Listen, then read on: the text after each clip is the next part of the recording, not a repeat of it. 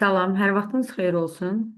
Bugün fəaliyyəti dayandırılmış fiziki şəxsin fəaliyyətinin bərpası ərizəsinin tərtib olunması, göndərilməsi barədə video təlimat hazırlamışam sizlər üçün.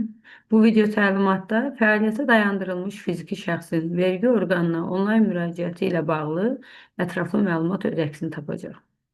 Biz newetaxes.gov.az saytına daxil oluruq. Sayta daxil olduqdan sonra asan imzamızla girişi təsdiqləyirik.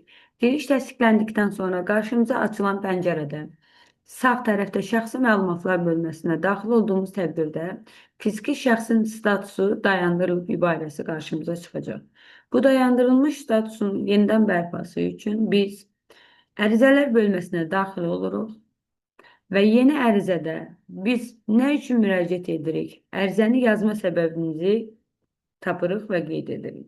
Bizim ərizəni yazma səbəbimiz fiziki şəxsin fəaliyyətinin bərpasıdır. Buradan fiziki şəxsin fəaliyyətinin bərpası bölməsini seçirik.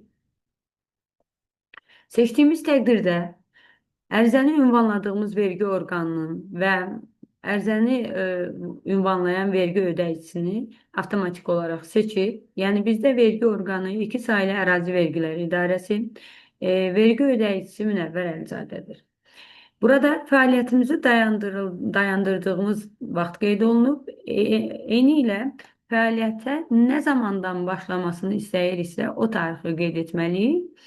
Qeyd edim ki, fəaliyyətə başlamasını istədiyimiz tarix müraciət etdiyimiz tarixdən köhnə tarix, əvvəlki tarix ola bilməz. Yəni, bugün ayın 22-sidir və mən ərizəni ünvanlamışamsa, ayın 21-i üçün fəaliyyətə başlamasını tələb edə bilmərəm. Bu tarix ya ayın 22-si, yəni müraciət etdiyimiz gün, ya da daha sonraki gün ola bilər.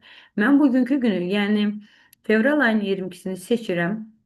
Seçdiyimiz zaman burada imzala və göndər bölməsi var.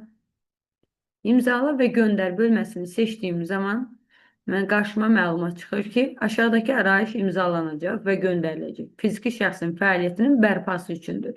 İmzala göndər seçdiyim təqdirdə mən artıq təsdiqlədiyim zaman fiziki şəxsin fəaliyyəti bərpa olmuş olacaqdır.